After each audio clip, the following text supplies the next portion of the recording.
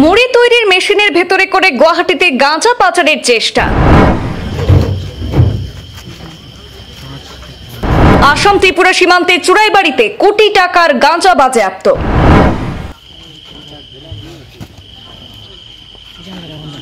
ত্রিপুরা থেকে গুয়াহাটি পাচারের পথে ৩৪৫ কিলো শুকনো গাঁজা উদ্ধার।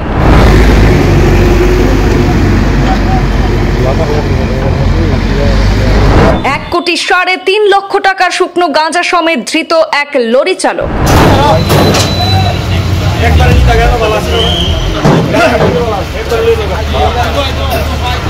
ত্রিপুরা থেকে গুয়াহাটি পাচারের পথে আসাম ত্রিপুরা সীমান্তে চুরাইবাড়িতে বিপুল পরিমাণ শুকনো গাঁজা বাজেয়াপ্ত করা হয়েছে, সেই সাথে আটক করা হয়েছে এক লরি চালককে। তবে এবারে গাঁজা পাচারের চেষ্টা একেবারে ভিন্ন পদ্ধতিতে।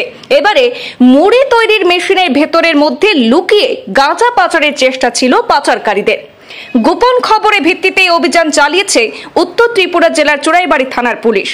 শুক্রবার রাতে গোপন খবরের ভিত্তিতে চুরাইবাড়ি থানার পুলিশ ৮ নম্বর আসাম আগরতলা জাতীয় সড়কের নাকা পয়েন্টে TR01AQ 1516 নম্বরের একটি লরি সেখানে গতি রোধ করে তল্লাশি চালিয়ে সেই লরিতে লুট করা মুড়ি তৈরি করার মেশিনে কাটার দিয়ে কেটে তার ভেতর থেকে ৬৯ প্যাকেটে মোট ৩৪৫ কিলো শুকনো গাঁজা উদ্ধার করা হয়েছে।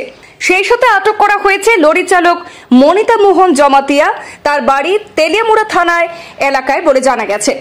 জেলার অতিরিক্ত পুলিশ সুপার জেরেমিয়া ডার্লং জানিয়েছেন, গোপন খবরের ভিত্তিতে অভিযান চালিয়ে প্রায় ১ কোটি ৩.৫ লক্ষ টাকার শুকনো গাঁজা উদ্ধার করেছে চুরাইবাড়ি পুলিশ। পুলিশের জিজ্ঞাসাবাদে ধৃত চালক জানিয়েছে, গাঁজাগুলি খোয়াই পদ্মবিল এলাকা থেকে লোড করে কুমারঘাট হয়ে গুয়াহাটি যাবার কথা ছিল। তাছাড়া ধৃত চালককে জিজ্ঞাসাবাদ চালিয়ে এই গাঁজা পাচার কাণ্ডে কারা কারা জড়িত রয়েছে তাও খতিয়ে দেখছে পুলিশ।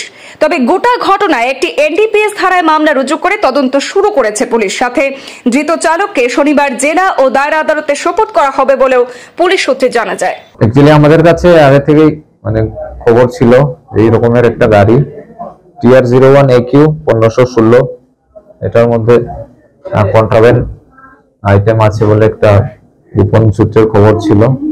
তো অ্যাকর্ডিংলি গাড়িটা নাকাতে আটকা পড়ে আমাদের চেকিং পার্টির কাছে। তো আটকা পড়ার পরে দেখা গেছে গাড়িটার ভেতরে একটা মুড়ি বানানোর মেশিন বলে যেটা ড্রাইভার বলছিল, এটা গাড়ির ভেতরে ট্রাক্টর ভেতরে পাওয়া গেছে। তো সন্দেহজনক সেটা গাড়িতে যখন ভেতরে গিয়ে যখন চেকিং আরম্ভ করলো, সেখান থেকে কিছু কন্ট্রাব্যান্ডের স্মেল বেরোচ্ছে, বিশেষত গাঞ্জার, ড্রাই গাঞ্জার স্মেল, ঝাঁঝালু যে গন্ধ পাওয়া যায় এটা বেরোচ্ছে। তখন সন্দেহ আরো বেড়েছে, কিন্তু মেশিনটা খোলার ব্যবস্থা ছিল না, সেই কারণে ওটা আমাদেরকে কাটার দিয়ে কাটতে হয়েছে। কাটার পরে আমরা ভেতর থেকে ওখানে